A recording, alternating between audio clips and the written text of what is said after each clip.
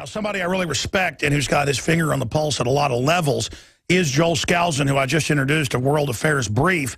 And I don't know his take on this yet. We're going to get his full take on it right now. But again, I'll tell you, when every drama, every cop show, every sitcom, I mean, I randomly in a hotel room turn it on, and I've asked listeners about it, and they say, yeah, everything they see, every show, whether it's drama, fiction, nonfiction, news, cop shows, the Tea Party is killing children and burying them in their backyard. They're bombing the football game. They're shooting police officers. They're mass murdering. I mean, it is greater demonization, which he deserved, that I saw of Hitler in 41, 42, 43, 44, 45 in Disney cartoons and stuff. I mean, it's to the power of 10. I mean, that we are being demonized as the enemy. And if you know military basic propaganda, I mean, this tells you, okay, we're about to be set up. I mean, it's an absolute no-brainer. I mean, you turn on MTV, anything. Joel Skousen, that right there is why I said 'tis the season. You were on 2 weeks ago, and I said, I feel a false flag is imminent. And I said that yesterday before it happened. Imminent. I mean, you have the ADL sending letters to Obama saying, we warned you, we warned Clinton right before the last bombing in '95. We're telling you it's imminent. And that's so they can grandstand and say, see, we told you it's imminent when they were in Elohim City running the compound McVeigh was in. And feds that blew the whistle got arrested like Hal. So, I mean, just the way they grandstand publicly, red alert, and I believe, just like I said on 9/11, I believe there'll be a bio attack now. I don't know how I knew that. That was the anthrax. And thank God the media attacked me. That's on record. Joel, I'm ranting here. What is your take on all this? I mean, not just my intel, my intellect, my spirit, my gut is just reeling off the chart and was before the show yesterday. Joel Skousen, I think this is just the beginning of something bigger. Well, Alex, it has all of the hallmarks of a government false flag operation. The first and foremost one is they always pick high-profile events to have the maximum press coverage, the maximum impact on people, whether it's attacking a federal building in the Murrah building, which was clearly a government operation. There were other explosive devices found around that building, and the local television station took pictures of them. They were told to shut down those pictures and not show any of that. They wanted to especially point that to a right-wing terrorist, which they did. There were many other things about that, including eliminating the earthquake seismographs, which showing 2 explosions. They edited out the films of the various convenience stores which went off during the explosion. The films would have showed shaking twice inside the building. They removed those. Sure, and FBI agents came out in the LA Times and said they'd seen the footage. It was McVeigh with 6 other guys. That's right. And so, you know, whether it's the Murrah building or whether it's 9/11 or even the first World Trade Center building, these were clearly false flag operations involved with terrorists hired by the United States. And there was also a drill going on with airliners crashing into buildings going on the very day that 9/11 happened. Explain why they do drills. Well, drills, first of all, have 2 purposes. One, in case there's a problem, you know, they've got cover in the sense that if they want to back out, they've got cover. But more importantly, they tie up resources. They diminish the ability of first responders in aircraft or fighter aircraft during 9/11 to respond because it was just a drill. And so it stopped everyone from being locked into the position of immediately responding because they were conflicted with the fact that, is this a drill or is this real? Yeah, that way they didn't respond to the first 2, but then from what I have, refused orders by the 3rd one and went ahead and it was recorded 2 AIM-9s, which I guess are Sidewinders. And then, of course, then they wanted to cover that up, that basically Air Force people refused to follow orders to stand down. Well, I had a call as editor of the World Affairs Brief from a tower operator at McGuire Air Force Base in New Jersey, and he said, you know, I personally got the order from the base commander to shut down the tower and not let any fighter aircraft take off. So there really were stand-down orders in this case. There's a couple of other things that are telltale signs about this Boston bombing, and one of those is that it's a low-grade explosive. If you see the pictures of that, you see red and orange fire associated with the explosives. You don't see that with high explosives. It's either zero light emission or it's white, pure white. There is no orange or red unless it's a low-grade explosive. And that indicates that this is something that can be easily blamed on an amateur, somebody domestic. It's very difficult to get high explosives unless you're government. I think that they have a reason to use low-grade explosives so they can more easily pin this on amateurs or someone who would appear to be involved in the American right wing. I don't know how they're going to do it yet. They certainly haven't had anyone claim responsibility. And if it's a normal terrorist attack, almost always you have an organization claim the purpose. I mean, what's the purpose of killing a lot of innocent people if you aren't going to dramatize your cause and make a demand and make your demands? And so the demand is we're going to put TSA on the streets, sticking their hands down your pants, and an army everywhere. And I've already seen this in Austin the last month. That's why I said they're getting close. Because I can't go to the kite festival. I can't go to a sporting event. Oh, here's the National Guard to search my bags and grab my wife. Now, Joel, expanding on this, I'm getting chatter, not just on air, but off air from military sources, that they were already told get ready for something this week and that bigger stuff's coming. Now they may just be testing them, but all the buildup,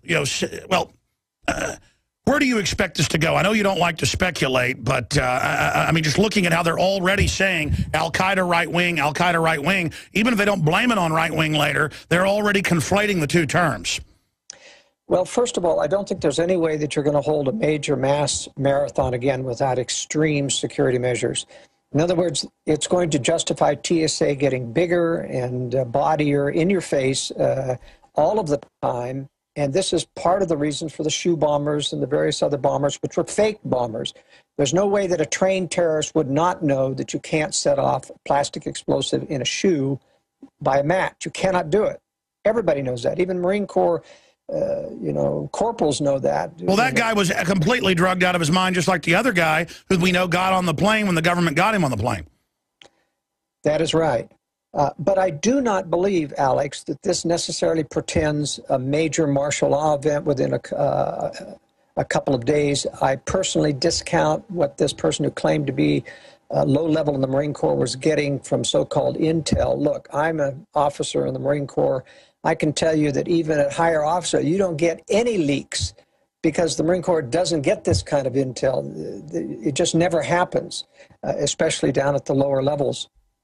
So I really think that there's a lot of people taking advantage to try to, pretend like they know something.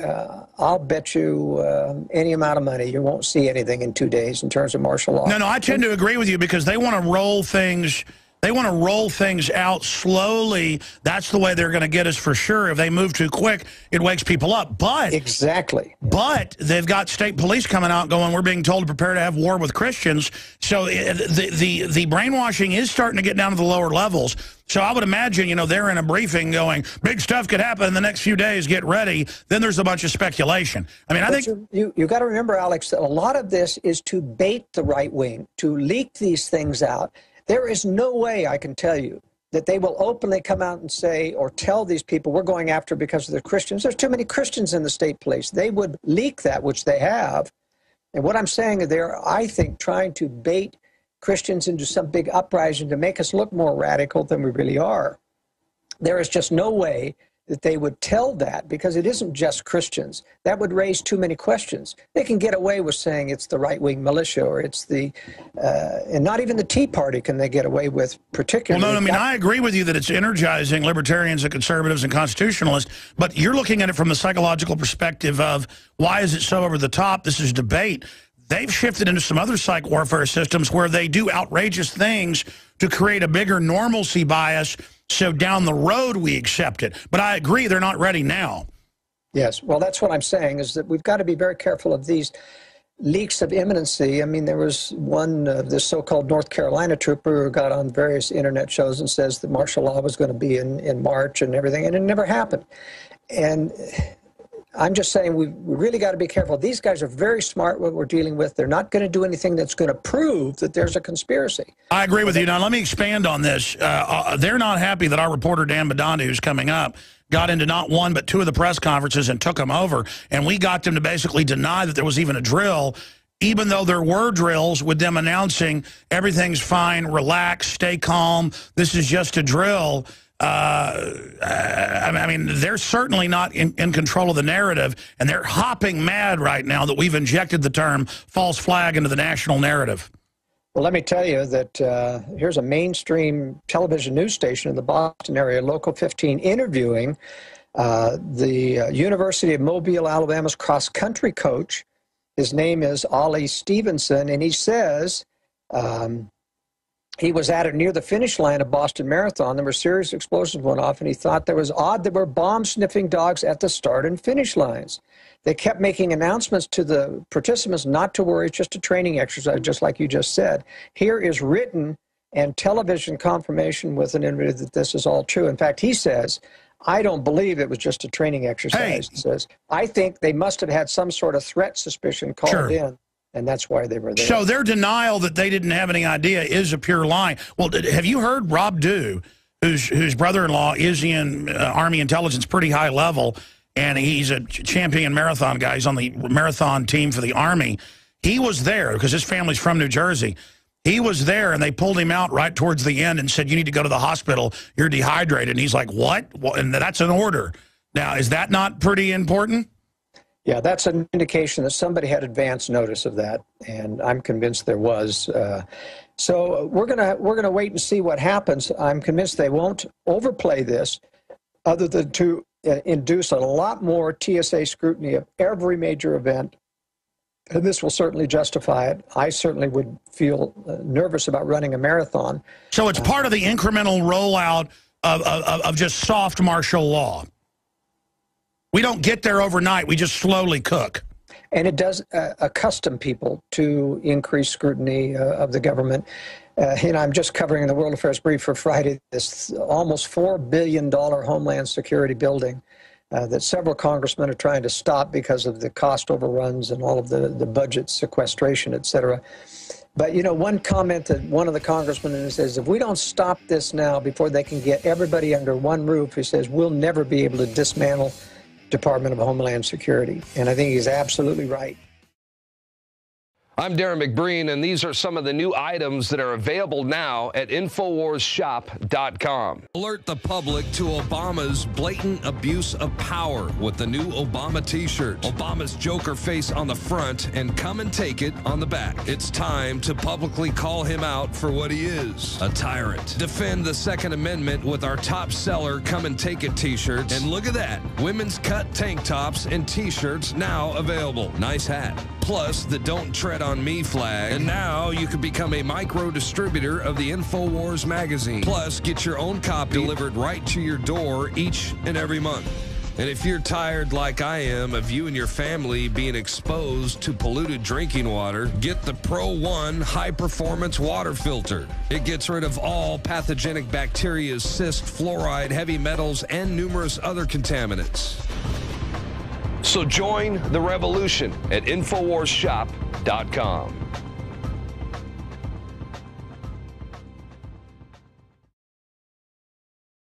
You look at videos where Californians sign petitions to confiscate firearms and arrest constitutionalists, and it really shows how much trouble this country's in.